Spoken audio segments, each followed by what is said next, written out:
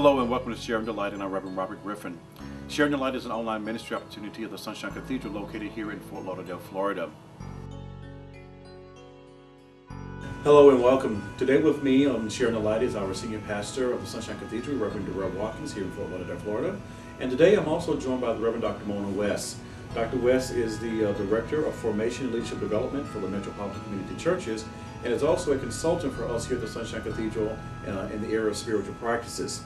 Dr. West is also a noted author and scholar in the Hebrew Scriptures and is one of the contributing editors to the recently published Queer Bible Commentary. Welcome to you both today. Our topic for this segment, we're going to be talking about spiritual practices for progressive Christians. And so we're going to ask our pastor if he would set the context for us as to why this question is important for us to explore today.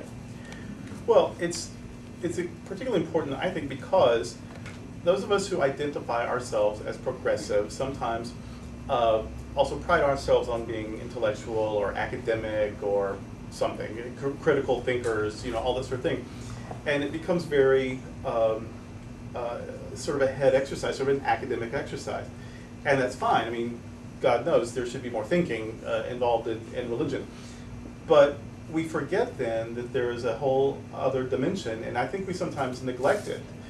Because we think we understand how things work or we understand how things evolve, we forget that just because we know how it works doesn't mean it isn't powerful, or that there might even be more to it that we don't yet understand, and that's okay too.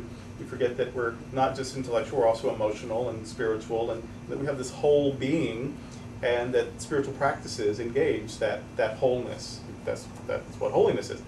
And so I think it's important for those of us who identify as progressive or intellectual or critical thinkers or to reclaim spiritual spaces.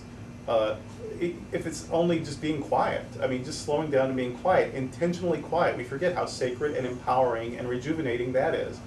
And so, I'm sort of on a campaign to get progressive thinking people of all religious and even non-religious people to still explore the validity of spirituality. And so we have someone today who is both an academic with a PhD in Hebrew Bible and is also a spiritual director with a certificate in spiritual formation. And so she's sort of explored both worlds and would be the perfect person to sort of help us navigate how can we be both a critical thinker and someone who isn't ashamed of or afraid of a spiritual exploration. Dr. West. Right, well, and I think the Bible is one of those places where those two things come together or intersect in terms of critical thinking. I mean, certainly progressive Christians, we know about the work that feminists have done around critical thinking of the Bible with regard to just disarming misogynist texts. And so that calls to mind for me then the ancient practice of Lectio Divina, or sacred reading. And so I think progressive Christians, we tend to have this love-hate relationship with the Bible because we want to we see the sexism in it, we see the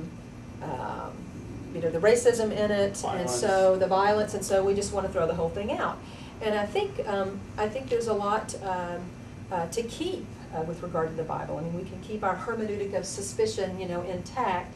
But and so I would lift up the spiritual practice of sacred reading, or Lectio Divina, for progressive Christians. And I think the work that feminists, biblical scholars have done, and queer biblical scholars have done with regard to looking at the historical background of those texts, emphasizing that readers make meaning of texts, can help us. Now, the 4 stages of Lectio Divina, or sacred reading, this ancient practice that comes out of the monastic tradition, is that you read the Bible, you read the passage the first time through, just open to a word or a phrase that presents itself. And then the second time you read it through, then that's where your critical thinking comes in. You sort of think critically about that passage, its historical context, why it's in the Bible, those kinds of things. And then you read it through a third time, and that third time you begin to sort of move out of your head and more down into your heart.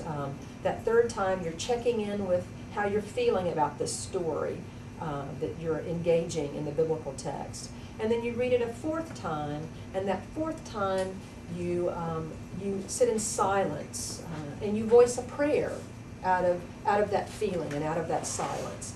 And so I would just lift up that Lectio Divina, or sacred reading, praying the scriptures, is a helpful practice for progressive Christians. I think another practice that's important is coming out. I mean, you wouldn't think that that's a spiritual practice necessarily, but it certainly is. I think for LGBT folk, queer folk, coming out is very important. We hear that phrase, silence equals death, and so to come out, that dispels stereotypes that people have about queer folk. It's also liberating because we can live more fully out of our full identity as whole people. But I think for straight progressive Christians, it's important to come out. It's important to come out as allies of queer folk. I think it's just important for us to come out as progressive Christians, you know. I mean, so coming out, I think, is a spiritual discipline to engage with some intention. Another one that I would lift up would be silence. You mentioned earlier. You know, I said just a few moments ago that we use that phrase, silence equals death, in the queer community. But the book of Ecclesiastes tells us that there is a time and a place for keeping silence. And so in our spiritual lives, there is a time and a place for keeping silence. And a woman by the name of Gunilla Norris has written a wonderful essay on silence, in which she says that in our culture, that silence has become an endangered species. And that to share silence, intentionally share silence, it can be a political act. I mean, if you think about sort of vigils that we hold, silence that we keep, it can be a creative act when we come together. And she says that each of us is sort of a vibration, a word that has been spoken into being. And so when we observe silence, we are attuned then to that vibration, to that word that God has spoken in us. So I would encourage progressive Christians to engage in the discipline of silence as well. Well, Mona, because we identify ourselves as thinkers, when we try to enter into silence, people often complain, well, I can't shut my mind off. How do we get past that discursive thinking to have even 5 minutes of just sitting? How do you turn all the inside noise off? That's a good question. Well, I think centering prayer is a good practice that would help with that. To take a sacred word like grace or love or light, and that becomes your focal point. And so as you sit in silence and sort of still yourself, if you find your mind wandering, don't beat yourself up. You know, don't just say, oh, I can't believe I did that. But just call yourself back to your word, your sacred word, and be gentle with yourself. And with practice, you're able to move into that still and that quiet place.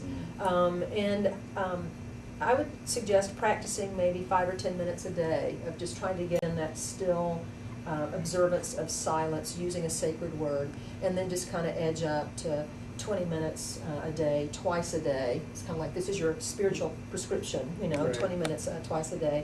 And that comes out of a centering prayer movement. And what I have found over the years is that kind of practice of observing silence has a cumulative effect. It kind of creates this space inside of you that's a calm space. Well, I think that's awesome, and I want to thank you both for joining us here today on Sharing the Light, and thank you for being with us. Thank you for joining us today. If you have any questions, please visit us on our website at www.sunshinecathedral.org, or write to me with your questions and comments at robert@sunshinecathedral.org. And now for our final word from our senior minister, Reverend Durrell Watkins. We're so glad you were with us today. We hope you enjoyed this episode of Sharing the Light. If you're ever in the Fort Lauderdale area, we hope you'll worship with us at 1480 Southwest 9th Avenue. Our services are at 9 a.m. and 10:30 a.m. and 6 p.m. on Sundays. Of course, you can always watch all of our programming and read our literature on the website. You can make prayer requests, store donations on the website as well. In any case, we wish you blessings on your journey. Thank you for joining us here on Sharing the Light.